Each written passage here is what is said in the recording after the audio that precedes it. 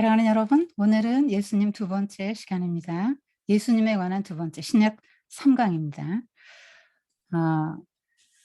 어, 나다나엘 부르신 이야기부터 해볼게요.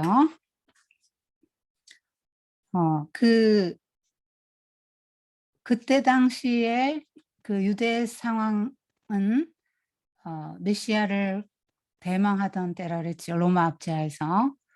그때 이제 400년간의 침묵을 깨고 세례 요한이 나타났을 때 전국이 이제 들썩거렸죠. 그래서 그 요단강 근처까지 북쪽 갈릴리에서 사람들이 내려왔던 거죠. 청년들이. 그 사람들이 이제 그 안드레, 우리 지금 초기 예수님의 초기 제자 5명이 다 갈릴리 청년들이거든요. 지금 그 요한복음을 쓴 요한과 세례 요한 말고요. 요한, 그 동생 야고보, 그다음에 안드레와 그 형 베드로, 그다음에 빌립의 친구 나다나엘 뭐 이렇게 해서 그들은 이제 북부 지역의 사람들이죠.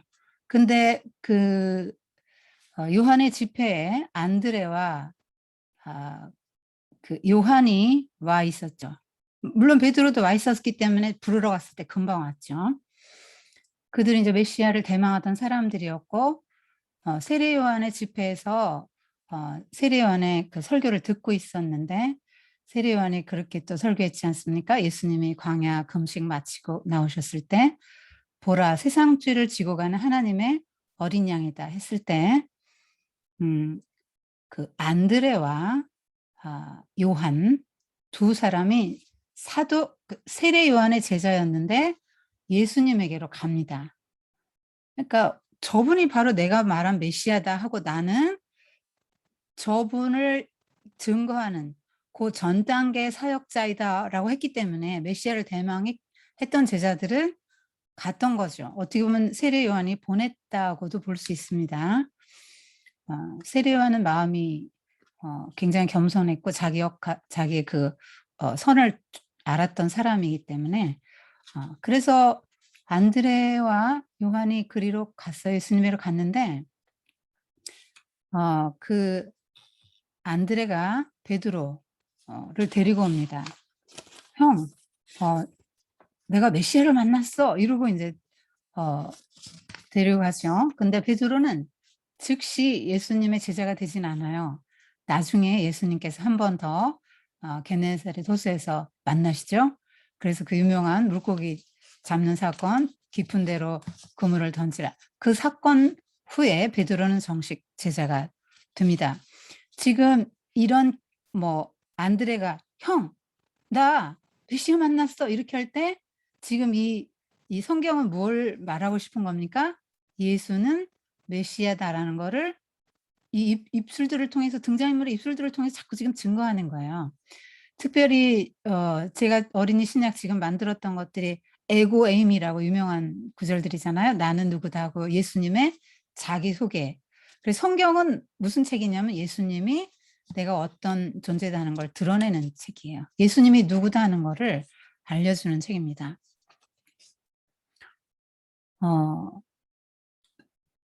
그리고 이제 안드레하고 베드로는 한 형제간이지 않습니까? 그리고 이제 그들의 친구, 또 한 동네에 사는 빌립을 한번 만나보시면 좋겠다. 이렇게 또 얘기를 한 거죠. 그래서 빌립을 만나셨는데 예수님 빌립을 만나자마자 대뜸 나를 따르라 이렇게 말하십니다. 그런데 나를 따르라 한다고 지금 예수님이 누군지도 모르고 빌립이 누군지도 모르는 상태에서 따랐겠어요?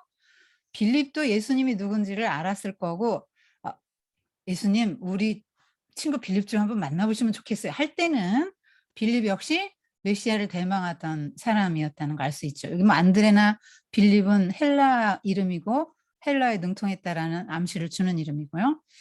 요한도 역시 자기 형제 야고보를 데리고 왔는데 그거는 요한복음에 지금 기록되어 있지 않습니다. 지금 빌립 나다나엘 부른 장면만 하고 그 안드레가 자기 형 데리고 온 이야기만 기록되어 있죠. 요한 본인의 이야기를 아무거나 안 쓴 것 같아요. 요한이 자기 형제 야고보를 데리고 왔습니다. 그렇게 해서 빌립은 넘버 5죠. 예수님의 제자, 그러니까 전부 다 지금 빌립까지 포함해서 세례 요한의 제자들이었다고 보시면 맞아요.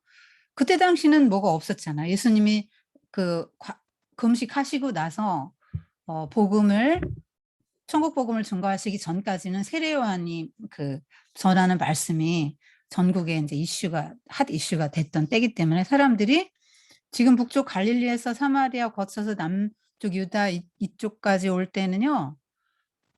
이 요단강 건너편 요단강 하류까지 올 때는 160 내지 200km를 걸어온 거예요, 이 사람들이.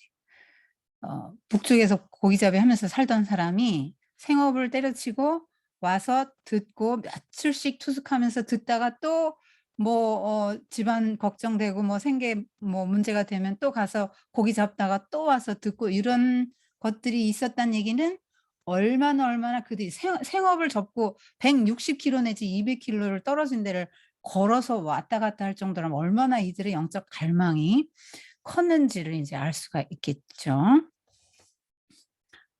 그래서 이 빌립은 안드레아 베드로 이제 한 동네 사람, 베세다 사람이거든요.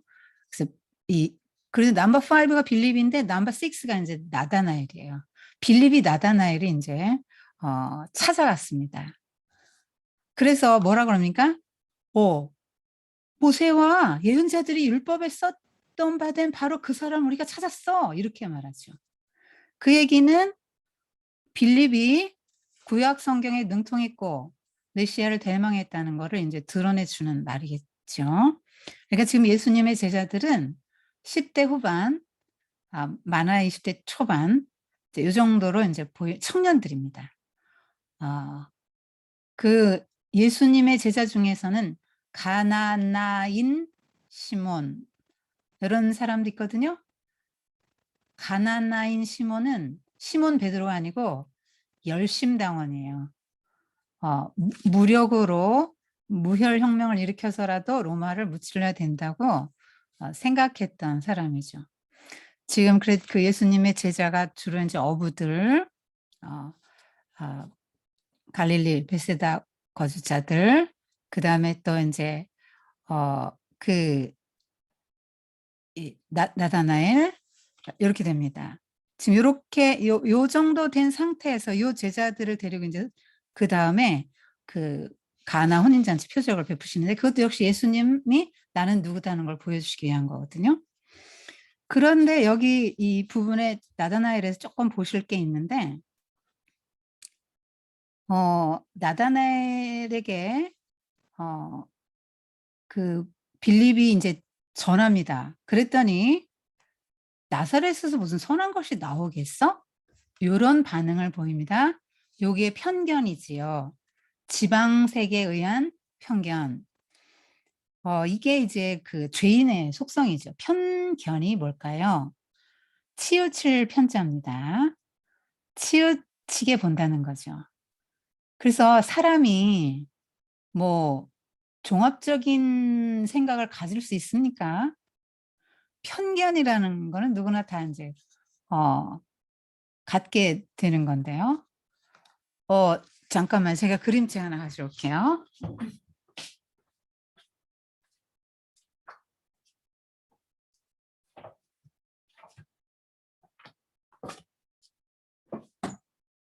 이게 그 벽이라는 그림책이거든요. 라가치상을 받은 볼로냐 라가치상을 받고 황금도깨비상을 받은 작품이고요. 이 사람이 유명한 사람이에요. 지금 상 받은 책입니다. 아무것도 아닌데 대단하게 잘 이게 지금 이 사람의 관점을 표현해 줬습니다. 이렇게 벽이 있거든요. 벽이 있는데 지금 벽에 창이 하나 있어요. 이 사람이 볼 때 창이 하나 있네. 창으로 갔거든요. 근데 자기는 안을 본다고 생각했어요. 저 안에 뭐가 있지? 하고 본다고 생각했는데 바깥에서 볼 때는 어떡하죠? 이 사람이 밖을 내다보고 있네. 여기 이제 또 창에 있어 더 다가가 봤어요. 바깥에서는요, 더 멀어지는 거죠. 밖에서 보면 그 다음에 안으로 내가 이 담이 다행히 문이 있어요. 여러분 담은 이제 단절을 말하지 않습니까? 근데 이제 다행히 문이 있습니다. 이 문이 있어서 나갔는데 저쪽에서 보면요.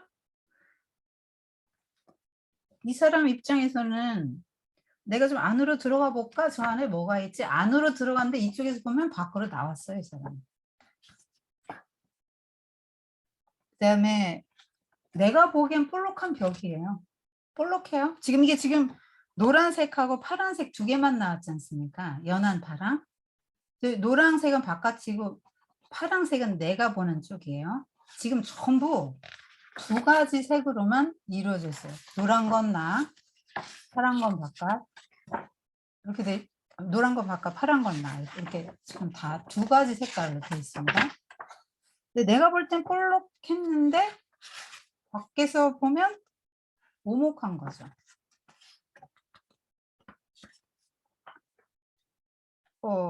이 사람이 오른쪽으로 걸어갔거든요. 밖에서 보면요. 왼쪽으로 가는 거잖아요. 그 다음에 내가 볼 때 너무 작아요. 조그맣게 있잖아요. 무슨 말이죠? 너무 작은데? 근데 커요. 혹시 큰 게 아닐까? 곰곰이 생각해봤어. 왜 이렇지? 난 들여다보고, 다가가고, 들어가고, 볼록했고, 오른쪽으로 왔는데. 내다보고, 멀어지고, 나오고, 오목하고, 왼쪽으로 가고. 저 사람 입장에서는. 그래서 벽이 바뀐다고 생각했는데, 벽이 아니라, 바뀌는 건 내 관점 아니야? 내 눈 아니야? 이렇게 하는 거예요, 지금. 다른 곳에서 보면 달라 보이는데. 간단한 그림책이죠?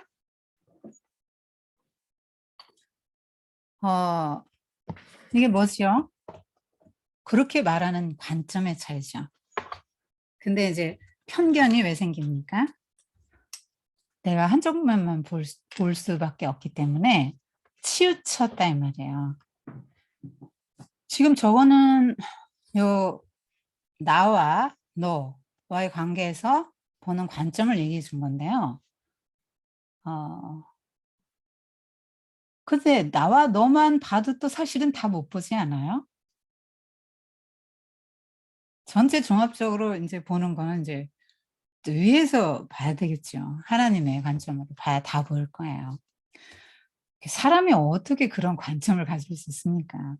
불가능합니다. 진짜. 우리가 하나님의 입장도 좀 생각해보고 심정도 생각해본다 하지만 우리는 모르죠. 알 수 없습니다. 인간은 그래서 편견에 사로잡힌 죄인이다. 나다나엘을 정죄하실 분 계십니까? 아무도 없지요. 다 우리가 나다나엘 같습니다. 지금 뭘로 인한 편견입니까? 지방색이죠.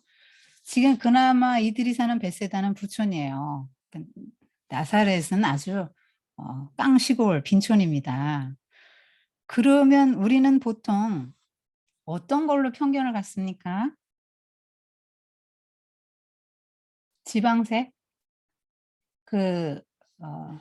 도시, 시골, 뭐 이런 거요? 학벌, 외모, 그의 소유물, 가문, 뭐 다양하겠지요. 예. 그래서 우리가 편견을 가졌기 때문에 돈이 많아서 존경을 받는 사람은 돈이 많으면 존경을 하는데요. 인품도 훌륭할 거라고 아울러 생각한대요. 존경받기 때문에. 근데 돈이 많은 사람이 다 존경받을 만한 인품을 갖는 건 아닌데 우리가 그렇게 생각한다는 거예요. 공부 잘하고 좋은 학벌을 가진 사람은 다 인격자라고 생각하는 경향도 있고 그래서 다 이제 고개 수그리는 거죠. 학벌 앞에서, 재물 앞에서. 그의 어떤 커리어나 재능 앞에서 이렇게 없는 자 앞에서는 이렇게 하고 없는 자 앞에서는 이제 강자처럼 하고 강자 앞에서는 비굴해지고 이렇게 이런 우리 마음이 다 그래요. 서열하는 게 있고 그런 게 있습니다. 편견, 고정관념, 편견. 근데 이것이 예수님이 지속적으로 바리새인들에게 그 도전했던 부분이죠. 유대인들은 이 편견과 고정관념이 너무 강했거든요.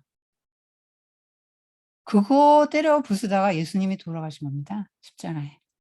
그래서 얼마나 이것이 뿌리 깊은 인간의 죄성인가.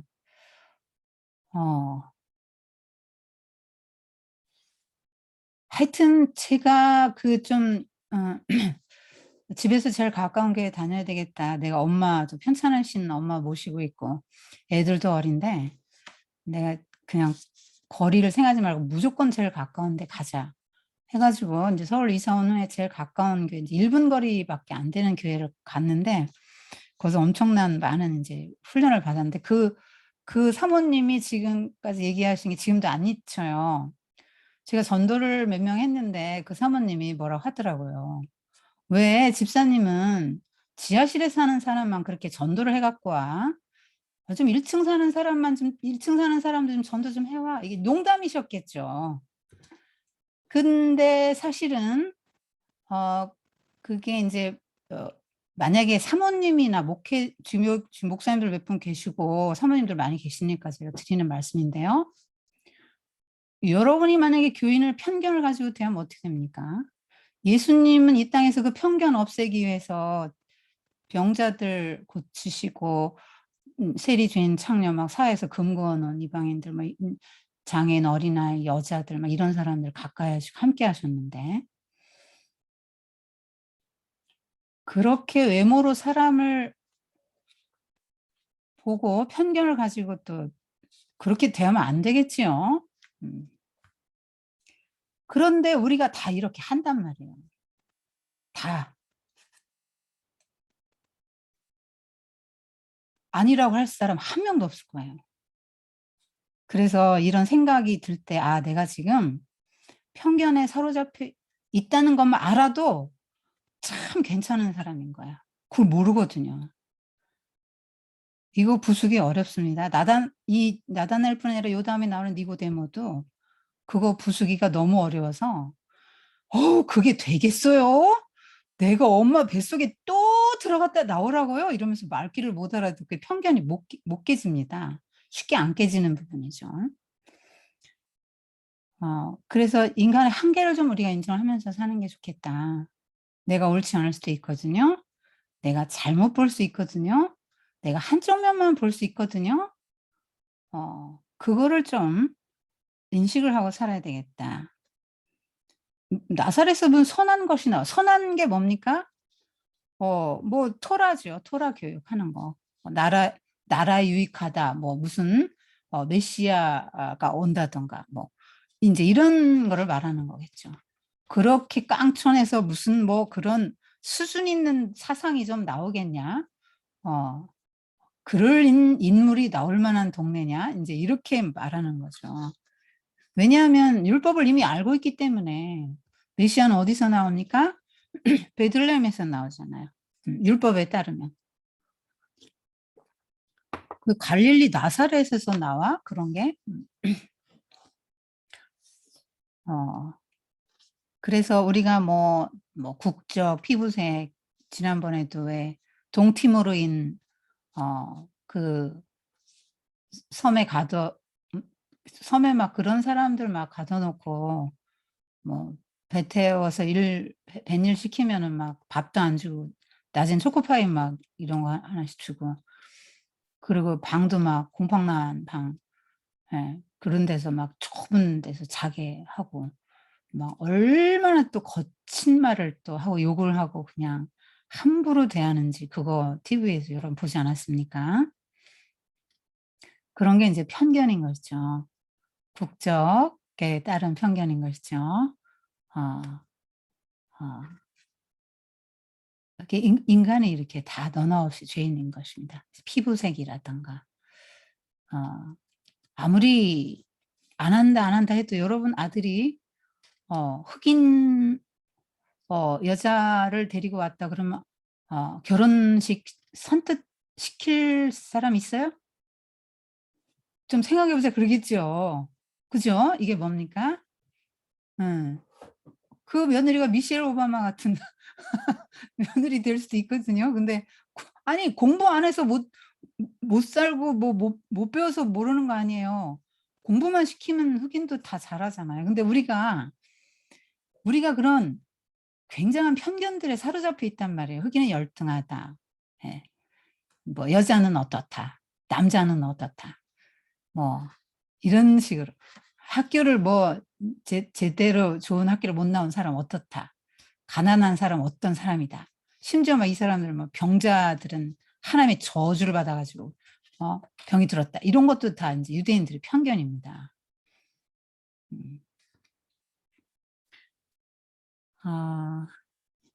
그런데 이것을 어떻게 예수님이 깨트리십니까?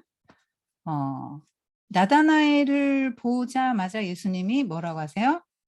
이 사람은 그 속에 간삭이 없는 참 이스라엘 사람이구나. 이렇게 칭찬을 해주십니다. 여러분 이게 얼마나 감사한 일입니까? 이 칭찬해 주셨잖아요. 간사한 게 없다. 이게 무슨 말일까요? 그냥 이렇게 문자적으로 풀어보자면 아첨하지 않는 사람, 정직하고 직언하는 스타일이다. 너는 아첨을 안 하는구나. 그런데 이스라엘의 조상은 누구죠? 교활하고 간사했던 야곱이 조상이잖아요. 그러니까 너는 조상의 치명적인 결함을 상속받지 않은 사람이구나. 그러니까 무슨 얘기냐면 남의 거를 속여서 빼앗는 방식으로 살아가는 사람이 너는 아니네. 네 땅 정직하게 경작해서 수출을 얻고 그걸로 너 살고 이웃도 이렇게 나눠줄 수 있는 그러한 참 이스라엘 사람이 뭐예요? 이 하나님이 원했던 이스라엘 사람. 아브라함을 딱 불러서 하나님 나라 세워라. 너와 네 건속을 권해서 의와 공도를 행한 하나님 나라 세워. 창세기 18장 이렇게 말씀하시지 않았습니까? 그런 사람. 그런 사람이라고 이제 생각하는 거죠. 그러니까 그러고 간사한 것이 없는 참 이스라엘 사람이다. 그러니까 저를 아세요? 저를 어떻게 아세요? 저 언제 봤다. 저 어떻게 아세요? 그러니까 네가 무화과 나무 아래 있을 때 봤지. 무화과 나무 아래 있을 때 봤다. 그 무화과는 이스라엘을 상징하는 나무죠. 두 가지 나무가 있죠. 포도나무하고 무화과 나무. 그래서 성경에 관용적으로 무화과 나무 아래 있다. 각자 자기의 포도나무 아래 있다. 뭐 예를 들어 이런 말은 뭐냐면 자기가 농사져서 먹고 살 수 있는 자급자족, 자영농, 아무 걱정 없이 약탈할 걱정 없이 자기의 무화과 나무 아래 자기 포도나무 아래서 안연히 이렇게 있다는 건 뭐냐면 약탈이 없이 고 따서 내가 먹고 살 수 있는 자급자족이 될 수 있는 자영농이라는 말이에요. 그런 세상이 지금 이스라엘 그 공동체가 꿈꾸던 세상이에요. 지금 계속 압제당하고 약탈당해 오지 않았습니까? 이스라엘 역사가 수탈당하는 역사잖아요. 하나님 배신하는 역사고 요약하자면 그런 것들이 이제 그 관용적인 표현이에요. 성경에 무슨 뭐 스가랴 3장 10절, 뭐 열왕기상 4장 25절, 미가 4장 4절 뭐 그런 표현이 나옵니다. 무화과 나무. 무화과 나무는 이스라엘을 상징한다라는 게 예레미야 이제 24장 보시면 알 수 있고요.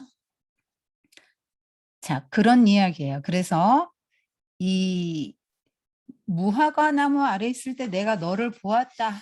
빌립이 너 부르기 전에 내가 이미 너 봤어 할 때 무화과 나무 아래 있다는 거는 지금 그 말이에요. 너는 정직한 소작, 작업자, 자영농, 자유농민이구나. 이렇게 나쁜 방식을 쓰지 않고 정직하게 농사 짓고 그런 자영농민이구나. 이런 얘기입니다.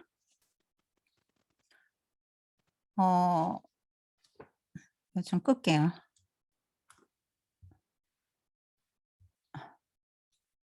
자, 어, 그 무화과 나무 아래 있다 할 때는 또 어떻게 해석을 하냐면 신학자들이 그 무화과 나무 아래서 메시아를 대망하면서 성경 공부하고 묵상하고 토론해 이야기 나눴던 그런 혼자 있었던 거죠. 토론 아니고 메시아를 대망하면서 지금 어떤 사회가 하나님이 원했던 바람직한 사회인지는 나다나엘도 알고 있죠. 근데 지금 로마의 압제에서 지금 계속 이 이스라엘 민족을 압제받아갖고 로마의 압제에서 그렇게 자기가 꿈꾸는 나라가 되지 않고 있기 때문에 나다나엘 같이 이제 좀 지적 수준이 높은 사람 같 지금 율법을 다 알고 있거든요. 나다나엘 이거 보면은 이 사람 얘기가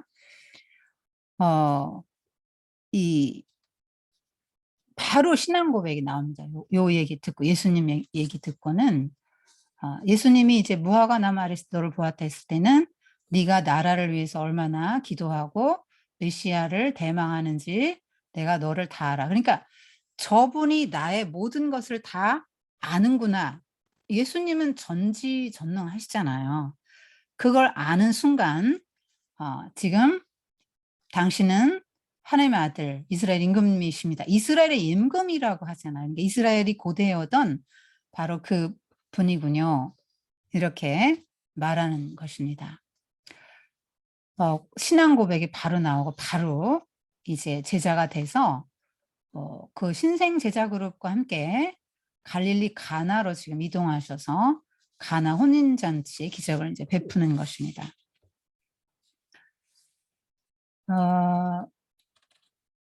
어쨌거나 우리가 좀 편견, 고정관념 이런 것 좀 버리면 좋겠다 그런 생각이 들고요. 그 다음에 여기 지금 이 나다나엘의 고백을 통해서도 지금 예수님은 어떤 분이다라고 지금 증거하고 있는 거죠. 성경이. 그렇게 보시면 됩니다. 성경은 예수님에 관한 책이기 때문에 계속 형 메시아 만났어. 안드레가 말한 거. 빌립이 나다나엘에게 말한 거. 모세와 예언자들이 율법에 썼던 바 된 그 사람을 우리가 찾았다. 그 모세와 예언자들이 예언한 그분이야. 이런 것도 다 지금 예수님이 어떤 분인지를 가르쳐 주는 거죠. 그 다음에 나다나엘이 또 증거하는 거죠. 당신 하나님의 아들이고 이스라엘 임금님입니다. 그렇게 고백합니다. 그러고 나서 여기 지금 가나 혼인잔치에서는 예수님 스스로가 창조주이심을 증거하는 첫 표적입니다. 그리고 또 예수님은 그 전에 세례 요한에게 지금 어떤 분이다라는 증거를 계속 받으셨죠. 예수님이 어떤 분이다. 요거를 지금 우리가 알아가고 있는 것입니다.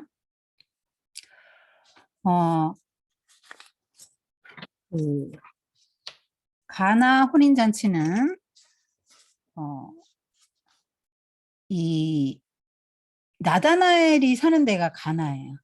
나다나엘이. 그래서 누가 초대했는지는 모르지만 어쨌든 그 문화로서 초대받지 않으면 못 가요. 근데 예수님의 어머니도 초대받았고 예수님과 그 제자들까지도 초대를 받아서 거기를 갑니다.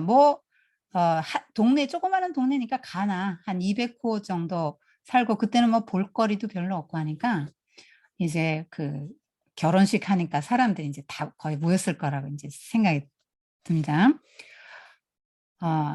그런데 여기서 이제 예수님이 어떤 기적을 베푸냐면 유대인의 정결 예식에 사용하는 돌 항아리 든 물을 6 항아리에 가득 든 그 물을 포도주로 바꾸는 기적을 행하시죠. 표적은 이제 말하자면 사인이거든요. 어떤 표지판이라는 거죠. 이 예수님이 어떤 분이라는 거를 드러내주는 것입니다. 구세주다. 예수님이 창조주고 구세주다 하는 거를 보여주시는 거죠. 물을 포도주로 만들 수 있는 분은 이제 창조주밖에 없는 거죠. 자, 결혼식을 하는데 보통 두 번 하거든요. 근데 이건 아마 두 번째 결혼식인 것 같아요. 첫 번째 결혼이 마리아 때 말씀드려서 뭔지 아시죠?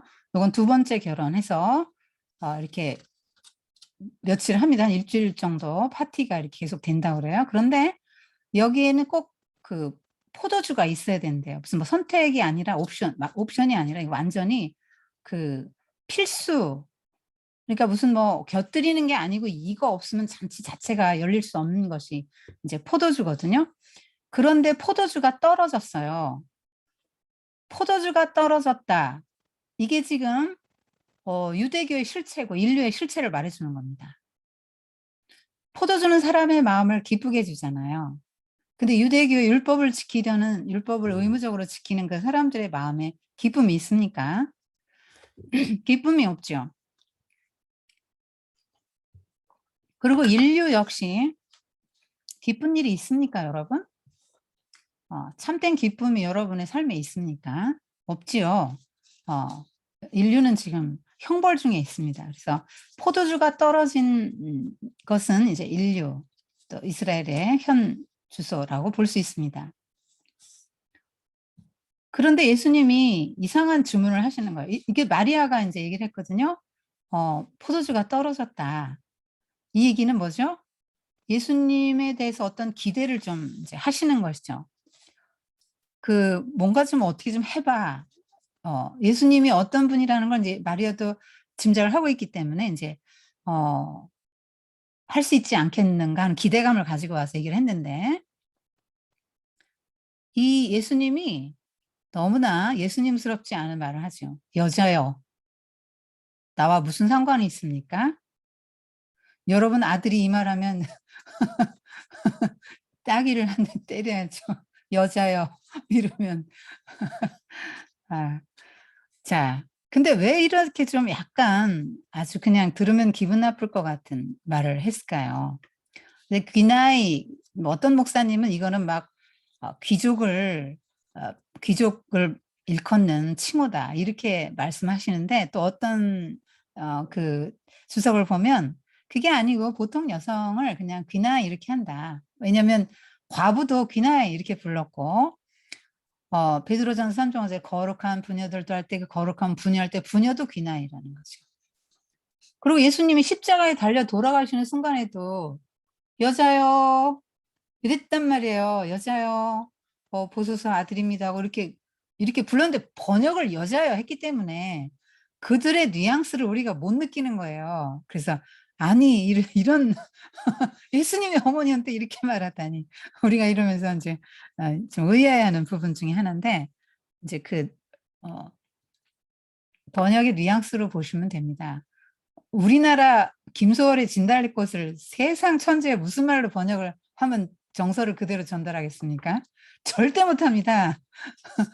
김소월의 진달래꽃 다 아시잖아요.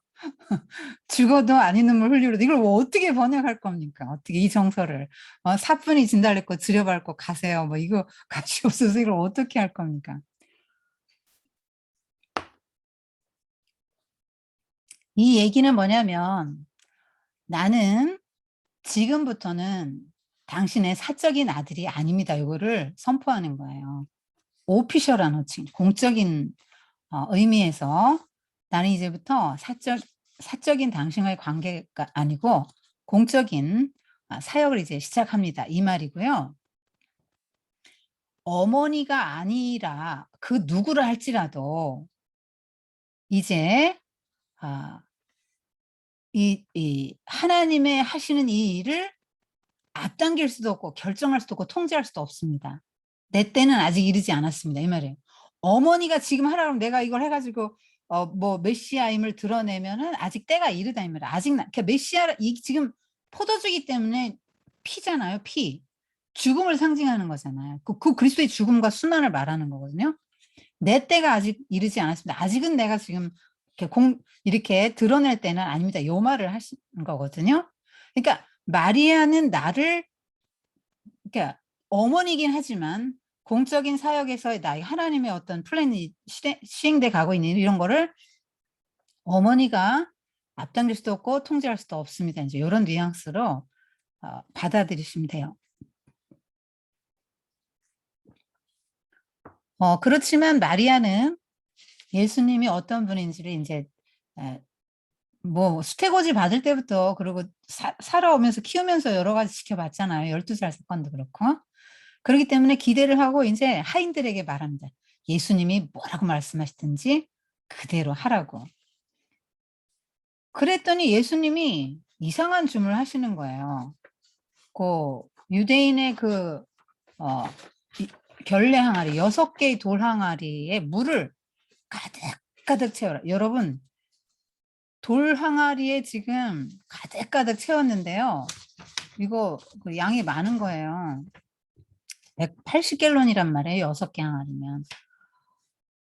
이렇게 그 많은 양의 물이 왜 필요했을까요? 유대인들의 청결 강박증 때문이죠.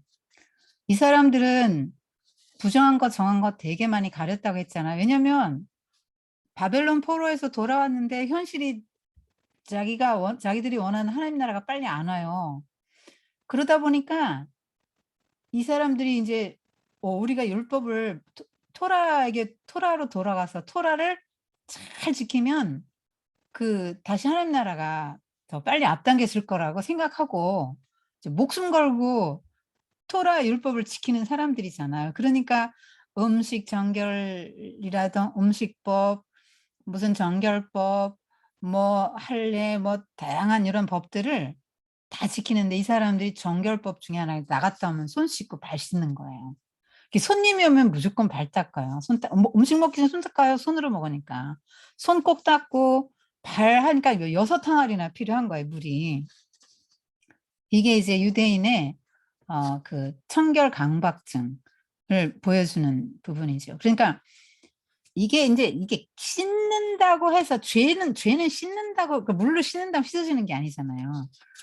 그런데 지금 그들은 어떻게 생각하냐면 죄가 씻긴다고 생각하는 거예요.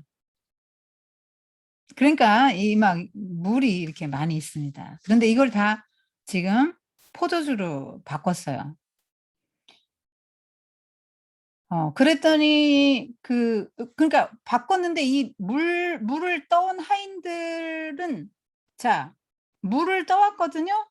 그리고 예수님 포도주를 바꿔 떠다 줘 했는데 이게 언제 포도주로 바뀌었는지는 사실 몰라요. 근데 물 떠온 하인들은 이 근원은 물이라는 걸 알죠. 갖다 줬더니 이게 포도주예요? 그러더니 아니 어떻게 이렇게 더 좋은 포도주를 이렇게 뒀다가 주냐고. 너무너무 더 기뻐하죠. 나중에 인제 이걸 주니까 너무너무 더 기뻐합니다. 자, 이거는 무엇을 말하냐? 여러분 물은 H2O잖아요. 포도주는 C2H5OH거든요. 화학식이 그래요. 성분이 전혀 다르지 않습니까? 이거는 뭘 말씀하냐면 예수님이 오신 이후에 새 시대가 열린다는 거예요. 지금 결례 항아리에 물이잖아. 하필 아니 왜 결례 항아리에 물을 떠오라는 겁니까? 왜? 하필 왜 그걸 떠오라고 했냐 이 말이에요. 다른 데도 물 많고 다른 그릇도 있는데 왜 더럽게 그물을 가져오라 그래. 왜 사람들 씻고 찝찝하게 그물을 왜 가져오라 그래. 이 이유가 있단 말이에요. 그 결례의 물은 유대주의의 어떤 제도, 율법, 묵은 시대의 경륜을 상징하는 거야.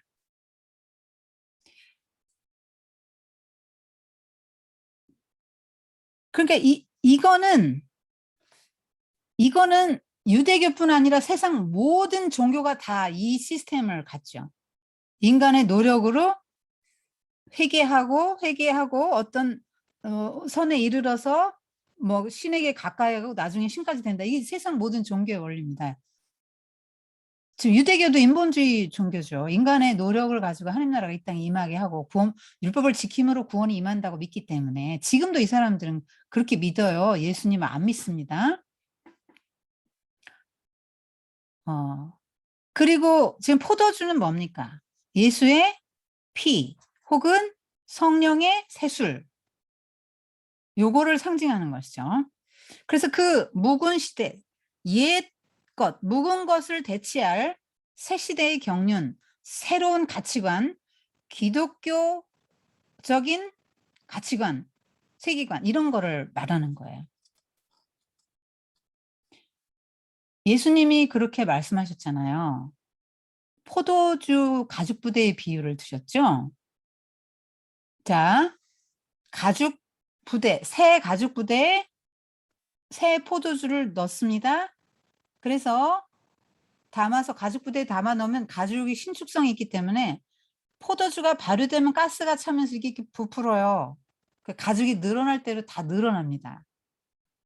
자, 그래서 그런 포도주 그 가죽 부대인데 만약에 여기 늘어난 가죽 부대, 그러니까 유대교의 시스템이죠. 묵은 시대의 경륜에 예수라는 새로운 가치관을 그대로 담아요. 새 포도주를 담아요.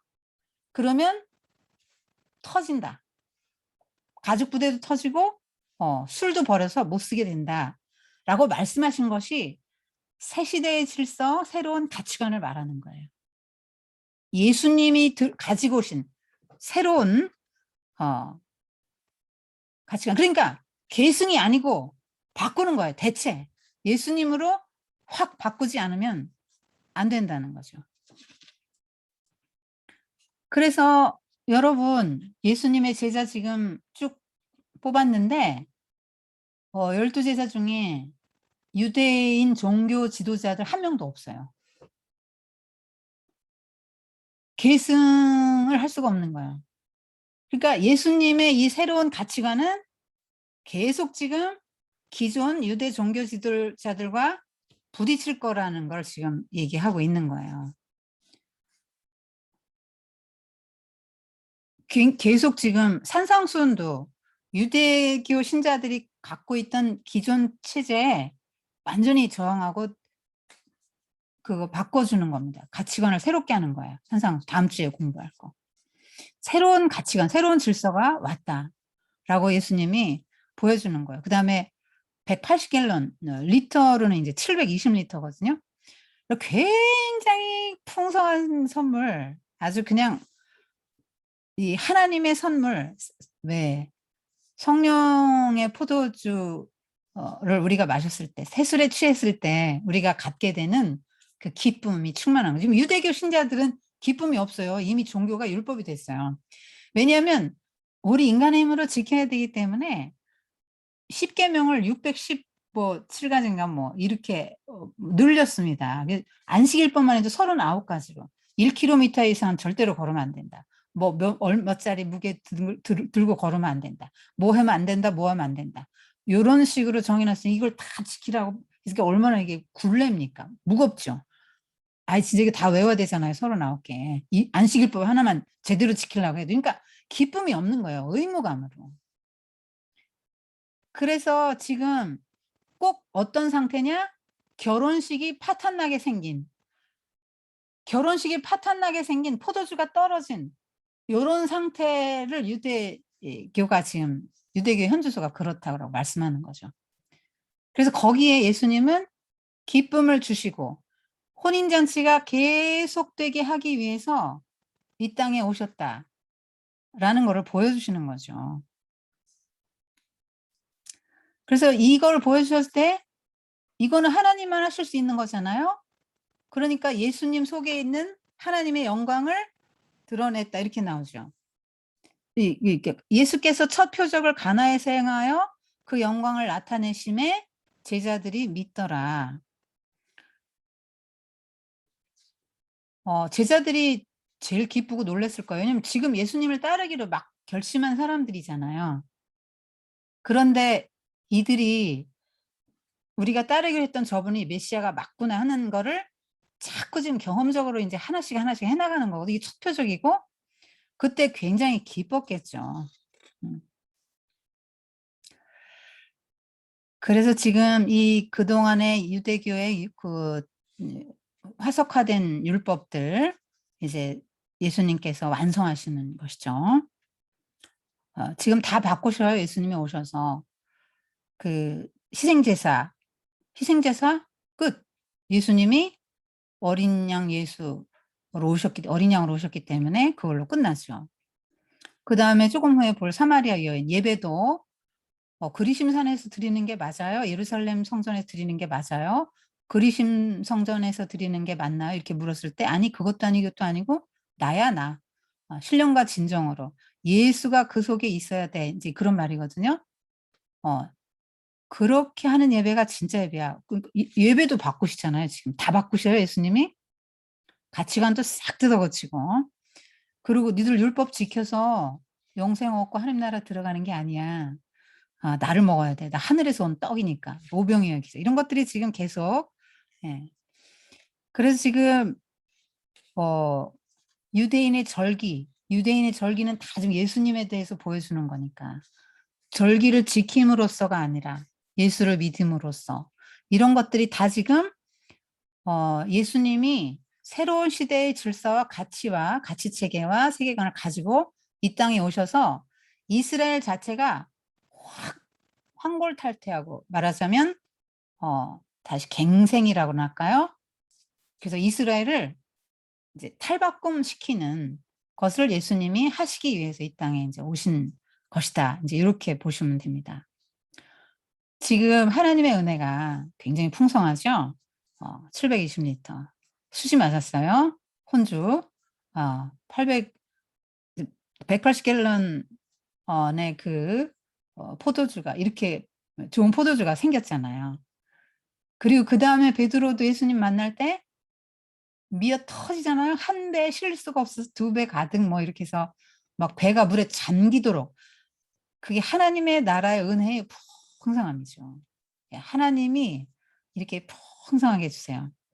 그냥 "포도주에 옷을 빨리로다." 뭐 이런 기절도 나오지 않습니까? 성경에 보면은 뭐 창세기 49 장, 아모스 9 장, 예레미야 31장 이런 데 보면은 아주 엄청나게 풍성한 양의 포도주 를 그 얘기하고 있는데 그게 인제 메시아의 날, 메시아의 날에 그게 있을 것이다. 그 지금 "나는 메시아." 요거를 말해 주는 거예요, 표적이. "나는 메시아다." 포도주 표적은 그걸 지금 말해 주는 거예요. 어 여기서 우리가 좀 생각할 거는 우리가 정말 성령의 그 감화 감동과 은혜를 받아야 예수님을 믿는 게 기뻐진다는 거 하나 아 정말 기쁨으로 자발적인 순종이 이루어진다는 거. 어 사실 그렇지 않습니까? 부부 간에도 한번 생각해 보실까요? 남편이 결혼했는데 이만한 그 율법책 주면서 "자 나의 사랑을 받으려면 나의 은혜를 입으려면 이거 지키고 이거 지키고." 막 이만한 거 줬어. 619 가지 617 가지인가 하여튼 이만한 거 줬으면 그 아내가 행복할 수 있겠어요? 아. 여러분 자녀도 그렇지 않아요? 여러분 보이지 않는 거 이만한 거 갖고 계시죠 다. 1번 이렇게 할 것, 2번 이렇게 할 것. 어째서 여기에 도달하지 못하느뇨? 여러분 DNA 다 갖고 태어났는데 왜 그러시는지 모르겠네 진짜. 네. 어. 그러니까 애들이 기쁨이 없잖아요. 그러니까 인제 근데 부부 간에도 있잖아요. 사랑하잖아요. 사랑하면 이거 안 무거워요. 이보다 더한 것도 할 수 있어요. 사랑하면 율법전서 이만한 거 안 줘도 된다고. 그거보다 더 많은 걸 할 수 있는 게 사랑의 힘이잖아요. 그러니까 신앙도 예수님 앞에 인제 의무적으로 막 감당하다 보면 너무 지치고 힘들죠. 어 그래서 하여튼 어 사랑이 최고인 것 같아요. 여러분 셰익스피어의 말괄량이 길들이기라는 희곡을 보면은 어 그 캐서린이라는 말괄량이가 나오거든요. 맏딸이에요. 시집을 못 가요, 너무 말괄량이라. 왜 말괄량이냐면 아버지가 맨 동생 비앙카만 여동생 비앙카만 사랑하고 비앙카는 막 청혼하는 남자들이 줄을 섰거든요. 그 자기한테는 안 오니까 막 히스테리컬한 반응을 보이는 더 거칠어지고 막 동생 맨날 괴롭히고 그래서 막 비앙카는 줄 서는데 비앙카 신랑감들에게 안 돼. 1 번이 먼저 가야지. 2 번이 먼저 가는 수는 없다." 그럼 우리끼리 어떻게든지 빨리 1 번을 결혼을 시키자." 그래 가지고 이제 신랑감을 물색을 해 줍니다. 그래서 인제 페트루치오라는 신랑감을 물색을 해 주는데 이 페트루치오는 지금 망한 귀족이에요. 그래서 돈이라면 뭐 무조건 이 집이 부자니까 아니 저기 10일에 마녀 같아도 상관없고 100살 먹은 할망구라도 상관없고 뭐 아디에렌의 파도보다 더 성격 거칠어도 아무렇지 않아. 그냥 나 무조건 돈만 있으면 되니까 무조건 결혼할 거야. 이렇게 해놓고 이제 기를 들이기 시작하는데 엄청나게 이제 혹독하게 다룹니다, 아내를. 뭐 다 자세하게 얘기해 줄 시간 없고 하여튼 뭐 언어와 음식 그러니까 잠을 못 재우는 거예요. 그러니까 뭐 인간의 기본적인 욕구를 막 저기 다룹니다. 뭐 옷 이런 거, 또 언어 이런 걸로 해서 마침내 그 캐서린이 두 손 두 발 다 들고 그 남자에게 남자가 하자는 대로 다 하는 여자로 만들어놔요. 혹독한 방식으로. 호되게 다릅니다. 그래서 모처럼 이제 친정 나들이를 하는데 다리참 발권 저기 다리예요? 해죠? 해라고? 내가 다리라면 다린 거지? 얘들아 돌아가자. 이 마님이 자꾸 내가 말하는 딴지를 거는구나. 아니에요. 아니 그거 맞아요. 다리예요. 아니 촛불이라고 해도 나 촛불이라고 할게요. 그리고 친정 갑니다. 여러분 그게 뭐 진짜 길들인 겁니까? 그게 이제 오히려 셰익스피어는 말괄량이 길들이기는 했는데 그 마지막 부분에 보면은 그 여자는 길들일 수 없다로 끝나는 것 같아요. 왜냐면 비앙카도 결혼했고 또 지금 그 비앙카 연적도 다른 여자랑 결혼했거든요. 근데 마지막 그 모임에서 아내를 누가 먼저 오라고 했나 해서 제일 먼저 오면 그 사람이 내기에서 이긴다 했는데 요 캐서린이 제일 먼저 와요. 그렇게 순종적이고 말 잘 듣던 비앙카도 남편이 오라고 했는데 안 오고 지금 또 한 여자도 미망인이라 이 남자가 호텐쇼와 결혼해 준 거나 마찬가지인 게 하늘 같은 남편인데도 말을 안 듣습니다. 그래서 이제 페트루치가 그러거든요. 이 여자들 좀 한 수 가르치라고. 그러니까 이제 막 캐서린이 막 일장연설하고 남편에게 순복해야 되는 막 쫙 얘기하고 막 탁 문을 닫고 나가는데 페트루치가 막 들고 막 뒤따라가는 게 나오거든요. 지금 그 장면이 뭐냐면 비꼬는 것 같아요. 제가 볼 때는 절대 길들일 수 없거든요. 여러분 이 사랑만이 최고죠. 사랑은 자발적인 순종을 낳잖아요. 근데 이 성령의 세술에 취했을 때는 예수님을 사랑하는 마음이 생긴단 말이에요. 우리 김혜정 교수님은 그러셨잖아요. 예수님이라는 인격을 알아갈수록 난 이분을 사랑하지 않을 수 없다. 그런 마음이 든다 하셨잖아요. 근데 예수님에 대해서 알아갈수록 너무너무 예수님은 정말 사랑할 만한 분이구나. 존경할 만한 분이고 따를 분이고 너무너무 아름다우신 분이구나. 사랑할 마음이 막 생기거든요. 그래서 요거는 그런 식으로 유대 율법주의에 대한 어떤 예수님의 도전장과도 같습니다. 싹 바꾸지 환골탈태해라. 너희들 영적으로 완전히 이스라엘이 하나님의 어떤 목적으로 지음받았냐. 그런데 그거 다 잃어버리고 하나님의 그 선민 그거를 특권의식으로 바꾸고 너희들만 자기 충족적인 그런 우리 이걸로 충분해하고 자기들만 그거는 하나님이 원하시는 게 아니죠. 그리고 껍데기로만 율법 지키는 이런 것들 주님이 이제 그걸 다 뒤집어 엎고 싶은 거죠. 기쁨이 없는 종교 이게 종교거든요. 이건 신앙이 아니에요. 종교예요. 예수님은 그런 걸 다 버리기를 원하셨기 때문에 이런 걸 보여주셨고 특별히 이제 막 신생 제자 그룹이 형성됐기 때문에 제자들에게 내가 누구다 하는 거를 또 표적으로 나타내 보여주고 싶으셨던 거죠. 뉘앙스로 보면 어머니한테 나하고 뭔 상관 있어 이럴 때 안 할 것 같잖아요. 근데도 이제 하신 이유는 그걸 보여주시기 위해서요. 저는 이 말씀을 이제 저희 아들 먼저 이제 수술하고 아프고 막 또 2차 암 선고 받고 수술하고 병원에서 막 올해 입원해 있고 그때 이제 제가 요 말씀 한번 받았거든요. 그러니까 우리 인생은 기쁨이라는 게 이 땅에서 기쁨이라는 건 끊어질 수밖에 없다는 거예요. 기쁨의 근원은. 이게 저한테는 작은 아들이 이제 포도주 같은 존재였다고 보면 맞거든요. 근데 그게 영원할 수는 없는 거예요. 그래서 여러분이 뭘 가지고 기뻐하시는지는 잘 모르겠는데 이제 기뻐하시는 것들이 있죠, 여러분이. 근데 잘 생각해 보세요. 그거 절대 영원하지 않습니다. 근데 그 기쁨을 영원하게 해 주실 분, 영원한 기쁨으로 대체해 주실 분이 누구세요? 예수님이죠. 그 얘기가 인제 또 사마리아 여인에게서 인제 나오죠. 성전 청결 사건은 나오는데 고거는 요한복음에는 앞에 나오지만 다른 복음서는 맨 뒤에 나오죠.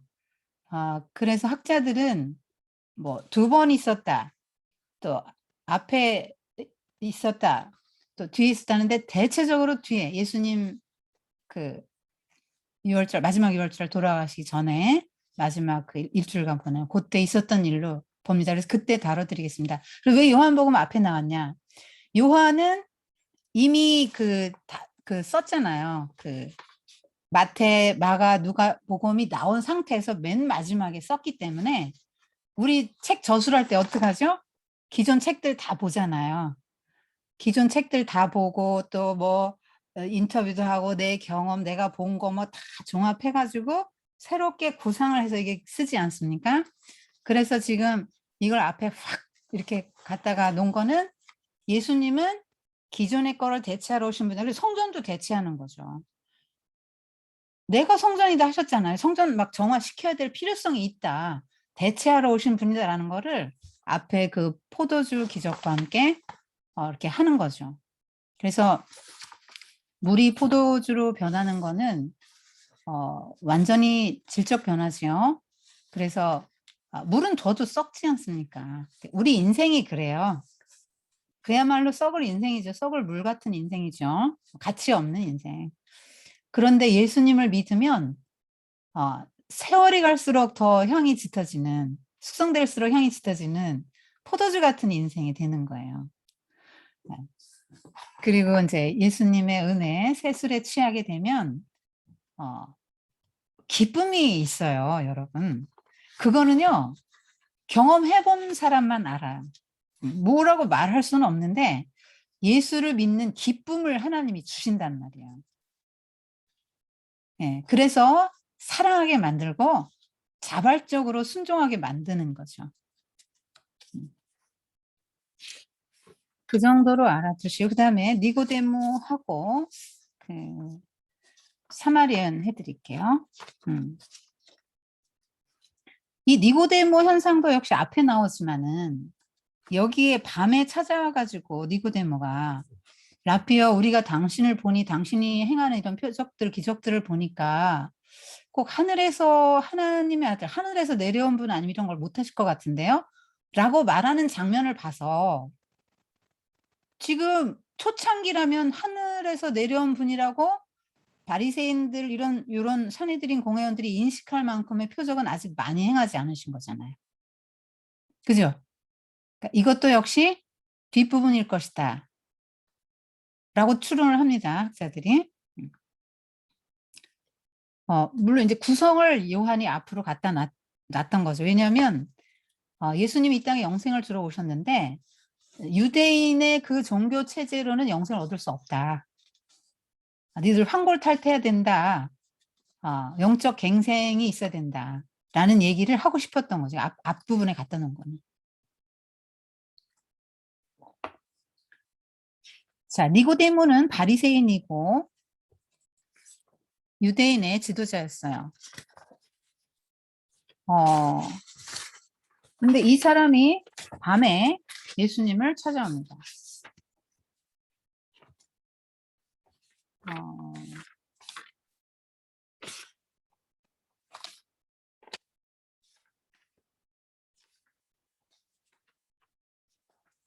밤에 찾아와서 뭐라고 하냐면 우리가 지금 당신이 이렇게 하는 걸 보니까 하나님으로부터 온 분 아니면은 이런 일을 행할 수 없는 것 같다라고 말을 합니다.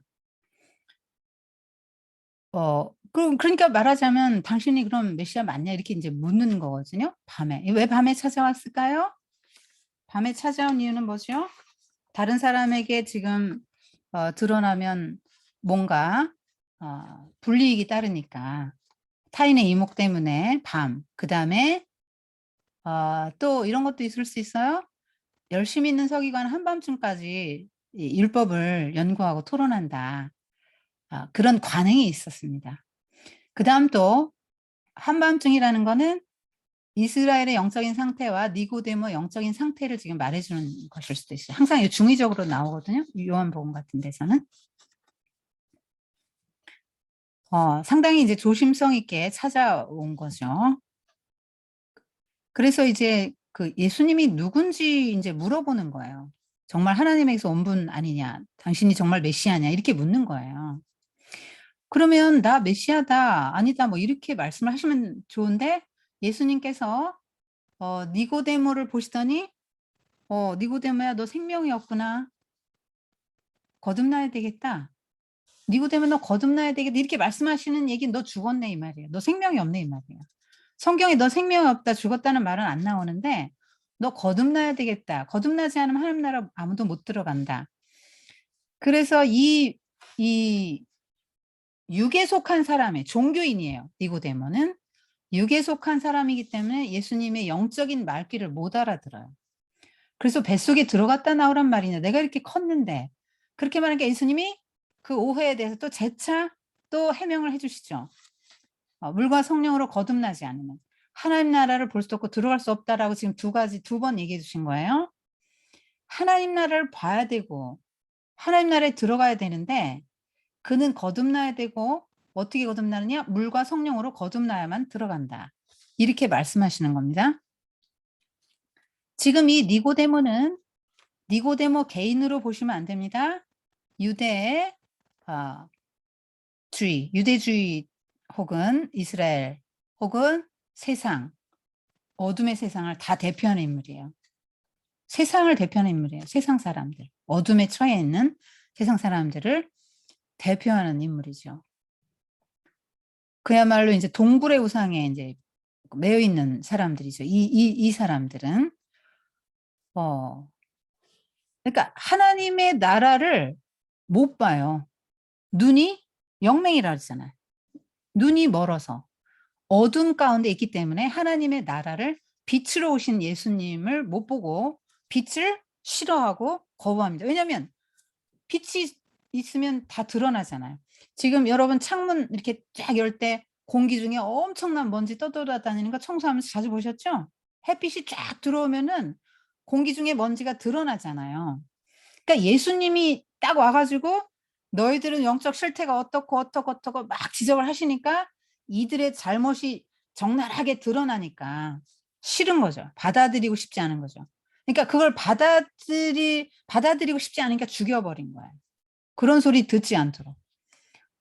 근데 지금 어둠은 그들의 영적인 상태를 말하는 거예요. 유대 종교 혹은 유대주의자들 혹은 유대인들 혹은 예수가 없는 세상 사람들을 다 상징한다고 보면 됩니다. 근데 예수님이 영생은 율법을 지킴으로 이제 얻어지는 게 아니고 하나님이 세상을 이처럼 사랑하사 독생자를 주셨으니 이는 그를 믿는 자마다 멸망치 않고 영생을 얻게 하려 하심이라는 놀라운 말씀을 니고데모에게 주셨습니다. 지금 그 거듭남 중생에 관해서 단독 강의 듣고 그 영생에 관한 공부를 하고 있는 겁니다. 거듭난 사람은 영생을 얻는 거니까요. 지금 영생에 대한 과외 공부를 한 거예요. 니고데모는 예수님과 둘이.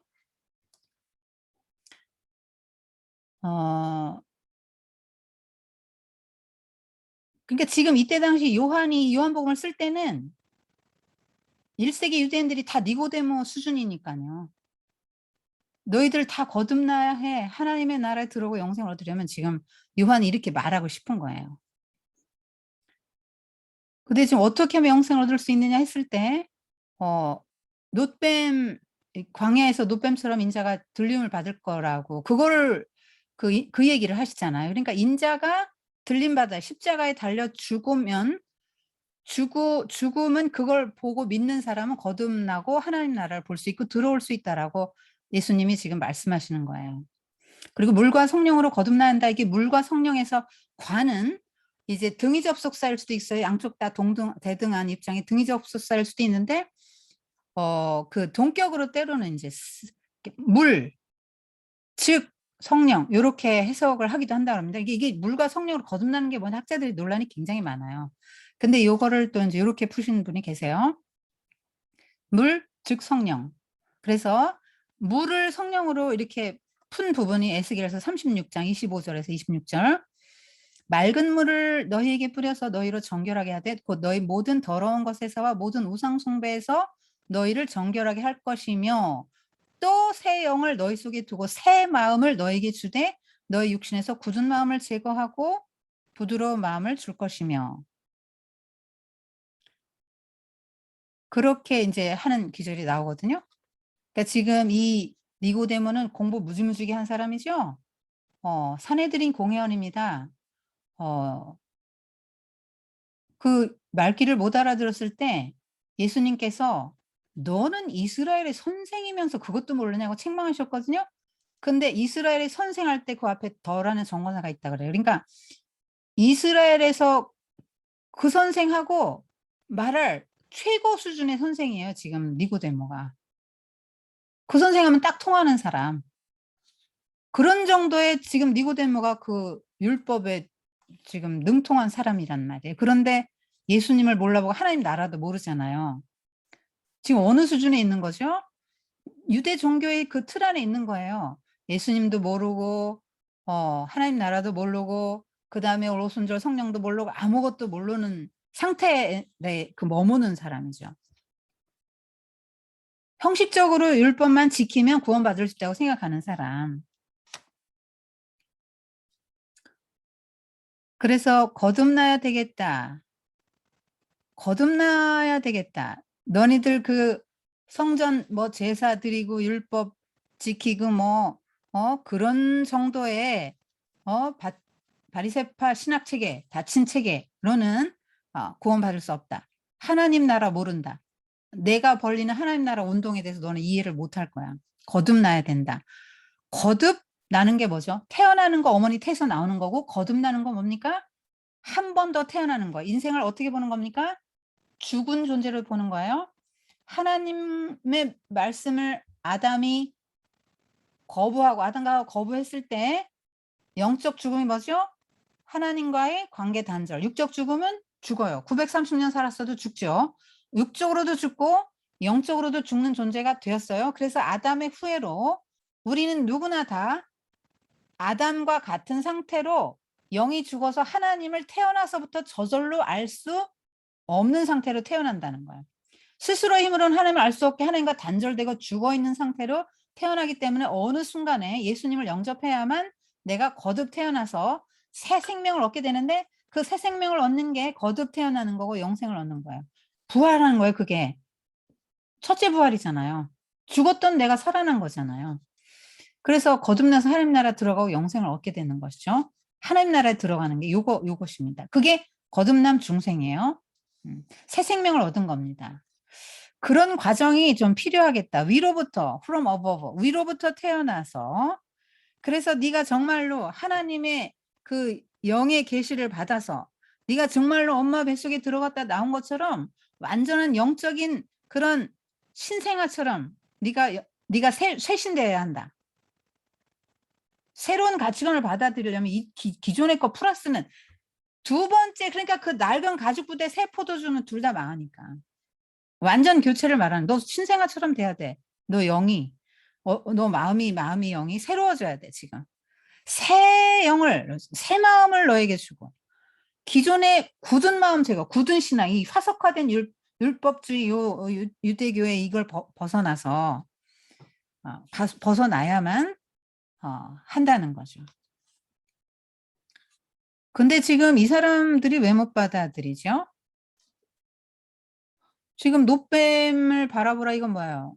그 이스라엘 백성들이 광야에서 죄를 졌을 때 이제 전염병 불뱀에 물려서 인제 많이 죽잖아요. 24,000명 죽었나 그렇게 나오잖아요. 자, 그때 중보기도를 했죠. 그랬을 때 그 "노뱀을 매달아 달아라." 이제 그 하나님의 음성을 듣고 인제 노뱀 매달아 다는데 그 노뱀 매달려서 달려올린 노뱀은 십자가에 죽으시는 예수님을 상징한다는 거예요. 여러분 뱀은 고대부터 막 의학에 뭐 지금도 뭐 대한의사협회나 뭐 이렇게 뱀 있잖아요 다. 치료의 신으로 인제 저기 이미지가 그렇죠. 그래서 노뱀을 보면 사는데 지금 바리새인들은 왜 노뱀을 안 쳐다보죠? 쳐다보면 중생하는데 거듭나는데 예수만 쳐다보면 사는데 십자가에 달린 예수를 왜 못 쳐다봐요? 지금 이들은 아프지가 않아요. 누가 그걸 쳐다보죠? 노뱀에 이렇게 불뱀에 물린 사람들이 쳐다보죠. 죽을 것 같은 사람. 고통스러운 사람이 노뱀 쳐다보고 살려주세요 한단 말이죠. 누가?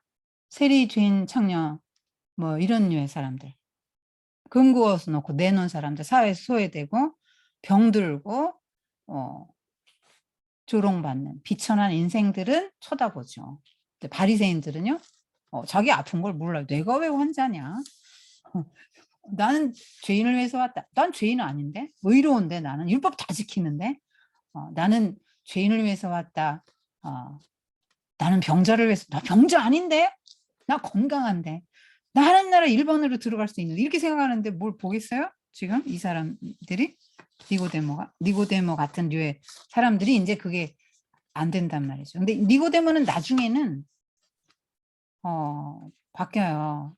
나중에는 이 사람도 인제 니고데모도 12 제자 안에는 못 들어가잖아요.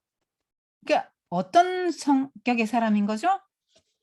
나의 사회적인 사내들인 공회원은 전체 이스라엘 백성의 71명밖에 안 돼요. 미국으로 보면 상원의원급이에요.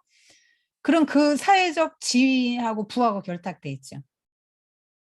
지금 이 사람은 귀족 신분에 사회적 사내들인 공회원에 지위가 있으니까 존경받죠. 돈 많이 가졌죠.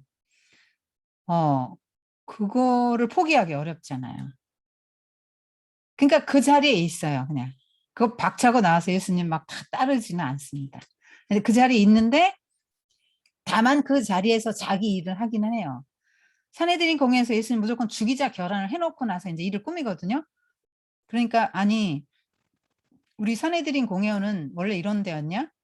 사람 데려다가 신문도 안 하고 자초지종 알아보지도 않고 그 사람 말도 안 들어보고 이렇게 결정하냐? 이거 옳지 못하다."라고 유일하게 반대 변론한 사람이 그 니고데모입니다. 그다음에 예수님이 돌아가신 날 이 사람이 몰약 비싼 향유죠. 몰약 100 리트라를 갖고 왔다 하는데 이게 거의 왕 장례에 치를 정도의 양이라고 그래요. 그러니까 그걸 가지고 왔거든요. 그래 아리마대 요셉하고 같이 가서 빌라도에게 시체 내달라 하고 이렇게 담대하게 요청해서 장례를 치르는데요. 제자들 다 도망갔어요. 무서워 가지고. 이 두 사람이 장례 치릅니다, 예수님. 아리마대 요셉의 부자의 묘실 한 번도 안 쓴 묘실에 이 니고데모가 가져온 몰약을 바르고 예수님의 죽음을 슬퍼하고 그러니까 이건 뭐냐면 자기를 오픈한 거죠. 커밍아웃 했다고 보는 거죠. 그거 알려지면요. 출교당하잖아요. 예수 믿는다, 예수 추종자다 하는 걸 알면 그 사회에서 추종당합니다. 추방당합니다. 그러면 출애당하면 회당에도 갈 수 없고 모임도 갈 수 없고 모든 자신의 그 지위를 다 한꺼번에 한순간에 다 잃을 수 있는 거예요. 그러니까 잃어버릴 게 너무 많은 사람이었기 때문에 그 표를 못 냈다가 결정적인 순간에는 다 오픈합니다. 그 마지막 때는 이제 용기가 좀 생겼던 것 같아요. 하여튼 이 사람은 좀 목말랐던 사람으로 보고 정말 저 사람이 메시아일까? 우리가 기다린 메시아일까? 표적을 보면 아무래도 하나님이 보낸 사람 같은데 그 수많은 하나님이 보낸 사람 중에 하나인가? 아니면 유일한 메시아인가? 근데 이제 그 요한은 독생자 해서 유일한 분이다라고 딱 못 박아 놨는데 이 니고데모는 누구지 하고 이제 찾으러 온 거죠. 밤에. 혼란한 이 밤, 혼란한 혼미한 상태에서 알지 못하는 상태에서 와서 깊은 그 대화를 나누고 점차 이 사람도 예수님을 받아들였고 마지막 순간에는 그 제자라고는 할 수 없지만 제자 넓은 의미에서는 제자죠. 12제자 안에 들어가지 못해. 12제자는 가룟 유다 빼고 그 사람들은 전심전력해서 다 포기하고 다 버리고 다른 사람들이거든요. 그 지금 니고데모는 하면 잃어버릴 게 이제 너무 많았던 사람이라서 쉽게 포기는 못했다 이렇게 보여서 그래서 뭐 어떻게 평가하는 거는 자유인데 좋게 보는 사람은 그냥 자기의 그 신분과 지위를 이용해서 최선을 다해서 예수님을 따른 넓은 의미의 제자라고 보기도 하고 아니면 또 부정적으로 보면 그 비겁한 인물 예수님을 드러내놓고 믿지 못하고 그러니까 요한도 그렇게 썼거든요. 저희는 세상의 영광을 더 사랑하였더라 이런 식으로 그 살짝 댓글 그거 이렇게 좀 괄호 안에 넣는 느낌으로 이렇게 써놨어요. 포기하기 어려웠던 인물이죠. 그러나 너무 귀합니다. 그 나중에 그렇게 했다는 게. 지금 니고데모가 어떻게 그 엄마 뱃속에 들어갔다 나옵니까 했을 때는 니고데모도 바보 천치가 아니니까 약간의 눈치는 있었겠죠. 내 가치관이 유대의 이 종교 체제, 이 신념, 내 종교 신념이 하루아침에 바뀌어서 당신의 그거를 받아들인다는 거는 불가능합니다. 내가 익숙한 내 평생에 가져온 신학의 틀을 바꿀 수 있겠습니까? 단번에 불가능합니다. 이런 말이에요.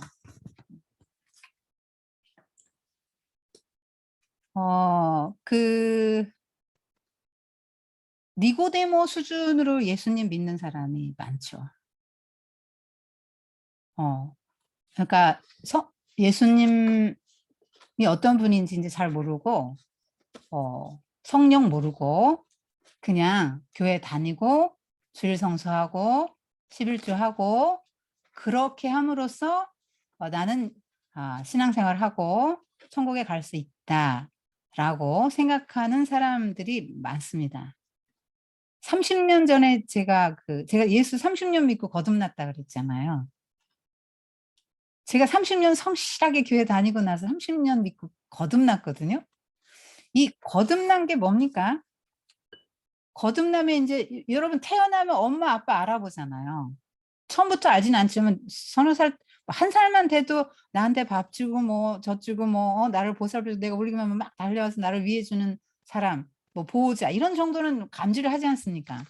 그러니까 우리가 영적으로 거듭나면 잘 모르지만 하나씩 알아가잖아요. 예수님이 어떤 분이고 하나님이 어떤 이런 거 알아가잖아요.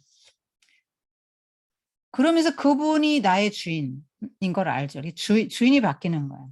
거듭난 사람은 주인이 나에서 세상에서 마귀에서 하나님으로 주인이 일단 바뀌어요. 그러니까 남들이 봐도 표가 나죠. 바람이 어디서 와서 불어서 어디로 가는지는 모르지만 바람이 불면 나뭇잎은 흔들리지 예수님이 이렇게 얘기를 해주셨잖아요. 예를 들어서. 바람이 어디서 불어서 오는지는 모르죠. 그러나 에스겔 37장의 마른 뼈들을 바람이 불어 생기가 불어와서 그들을 살리지 않았습니까? 성령만이 하실 수 있는 거죠. 그래서 주인이 바뀌고 알아봐요. 나의 주인이 누구고 하나님이 누구고 그리고 하나님의 나라가 어떤지를 알게 됩니다. 그래서 세계관과 가치관이 달라져요. 확 바뀝니다. 그리고 관심이 생겨요. 영적인 식욕도 생기고요. 지금 여러분이 지금 하나인 강의 듣는 거는 기존 여러분이 다니는 교회에 만족을 못 하잖아요. 지금 뭔가 허기가 진단 말이에요. 그래서 좀 더 먹고 싶은데 더 먹고 싶어하는 이 영적 허기를 여러분은 느낀 거예요. 지금 강렬한 식욕이 있는 사람은 더 많이 먹어요. 지금 저 170명 넘게 들어있지만 제가 생각할 때 뭐 그냥 그 음원 쌓이는 사람이 부지기수일 거예요.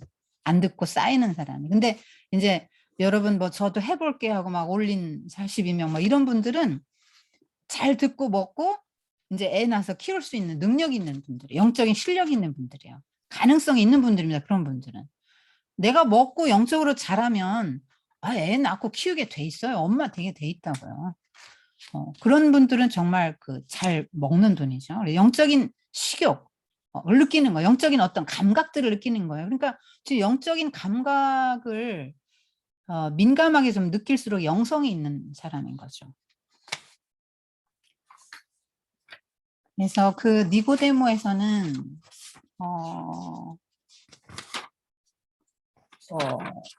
여러분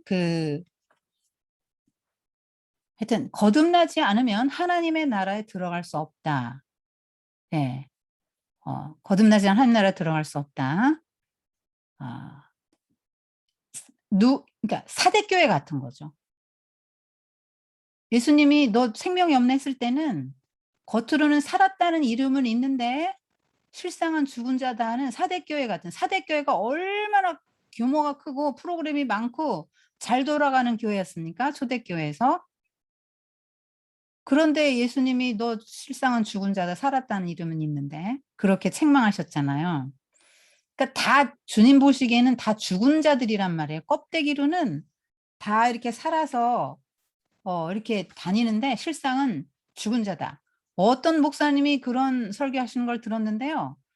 목사님이 강단에서 이렇게 설교하시고 사람들이 이렇게 오면 이렇게 보잖아요.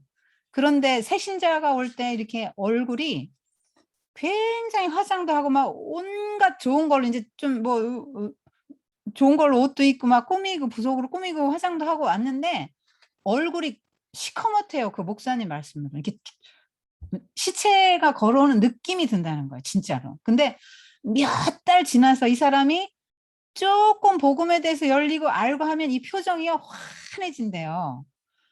얼굴을 보면 안다고 그 말씀을 하시더라고요. 그러니까 우리가 다 지금 저 30년 동안 예수 믿었을 때 그 수준에 여러분이 계신 분들이 많을 거예요. 그래서 그거 벗어난 거는 이제 내가 하나님 나라에 들어갔다, 거듭났다, 영생을 얻었다, 뭐 부활했다, 새 생명 얻었다. 그런 것들은 뭘로 아냐면 내가 자꾸 이제 하나님이 나의 주인으로 이제 인정이 되는 거죠. 내가 죄인인 걸 알게 되면서 그렇게 되는 거예요. 그리고 이제 자꾸 영적인 허기 느끼고 말씀을 먹으면 즐겁고 기쁘고 새로운 신령한 기쁨을 여러분들이 이제 알게 되는 거예요. 그러면서 점차 내가 좋아했던 세상의 삶의 방식이 싫어지기 시작합니다. 돈을 갖다 주면서 이렇게 살아봐라 해도 거절할 정도로 그 이전의 삶이 얼마나 죄악되었는지가 이제 느껴지는 거예요. 그러니까 내가 왜 그렇게 약했지? 내가 왜 그렇게 살았지? 이렇게 하면서 그런 것들을 이제 버리게 되면서 점차 이제 성화되어져 갑니다. 하나님 나라에 들어간 사람의 특징이 이제 그런 거죠. 그리고 철저히 자기의 그 위치를 알아요. 하나님이 어떤 분인지 알아서. 바리새인 같은 경우 여기를 못 들어갔기 때문에 나의 의가 충만하잖아요. 자기도 충분해요. 자기 충족적이란 말이에요. 그런데 이제 여기 하나님 나라에 들어간 사람들은 주로 누가 들어갑니까? 아까 불뱀 누가 쳐다봐요. 그런 사람들이 이제 내가 죄인인 걸 인정하는 사람이 이제 들어가는 거죠. 그래서 그 나라에서 기쁨이 배가 되는 거예요. 세상에서 막 소외당하고 그렇기 때문에 그 나라에 들어간 기쁨이 충만한 것이죠. 자, 이 정도로 니고데모 해드릴게요. 여러분 요한복음 3장 16절 다 외우시는데 하나님이 세상을 이처럼 사랑하사 독생자를 주셨으니라고 말씀하시니까 여러분이 유아적 신앙에 머물러 있을수록 이 말씀을 이해를 못하죠. 그래서 하나님이 왜 나를 이렇게 하시지? 왜 우리 아들 대학교를 떨어지게 하셨어? 왜 우리 남편이 승진하지 못하게 하셨지? 왜 나는 또 이런 어려움을 주셔? 우리 지금 왜 이렇게 가난한 거야?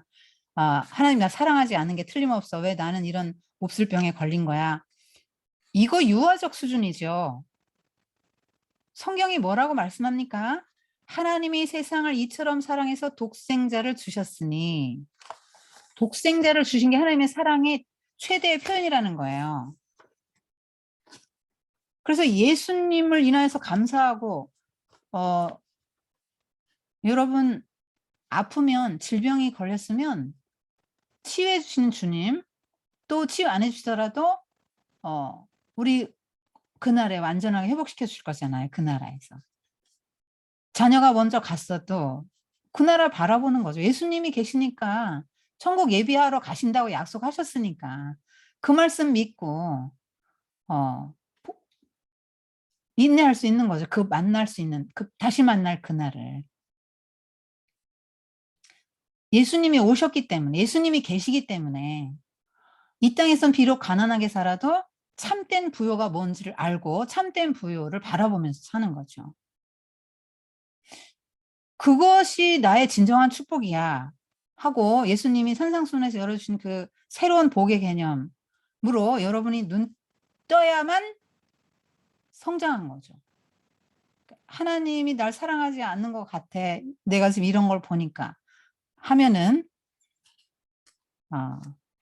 여러분 독생자 하나뿐이잖아요. 독특하게 낳은 아들, 하나뿐인 아들이라는 말이거든요. 근데 아들을 주신다는 말은 뭐예요? 하나님 자신을 주셨다는 거예요. 모든 걸 다 주셨다는 말과 같은 거거든요. 근데 그 모든 걸 다 주셨는데 요만한 거 뭐 요거 안 주고 요거 안 주고 요거 안 줬어요. 그러니까 하나님 안 계신 거죠. 나를 버리신 거죠. 날 사랑하지 않는 거죠. 지금 우리가 다 이러고 살잖아요. 그래서 요 니고데모는 진짜 복도 많은 사람이에요. 그 수많은 사람들이 다, 바리새인들이 다 예수님을 대적했는데 이 니고데모는 영적 갈망을 가지고 찾아왔잖아요. 물론 대표격이긴 하지만 찾아와서 이렇게 깊이 심도 있는 대화를 나눴고, 그때 당시 처음에는 뭐 영맹이라 예수님을 앞에 놓고 천국을 앞에 놓고도 몰라보고 하나님 나라가 지금 막 이 땅에서부터 시작되는 거를 몰랐죠. 죽으면 뭐 영혼이나 가는 나라 이 정도로 아는, 마지막 날에는 뭐 부활 이런 것만 아는 정도였지, 진짜 하나님의 나라 이 땅에서부터 누리는 그 하나님의 나라, 감격적인 나라, 기쁨의 나라 이런 거는 경험을 못했는데 그래도 이런 이야기를 들었단 말이에요. 하나님이 세상을 이처럼 사랑한 독생자를 주셨다. 그래서 여러분이 어떤 상황에서도 예수 그리스도를 인해서 감사할 수 있는 신앙을 가져야 참된 성도라고 이제 볼 수 있는 거, 좀 성숙한 성도인 거죠. 잠깐 여기까지 하고 이어서 사마리아 여인을 드릴게요.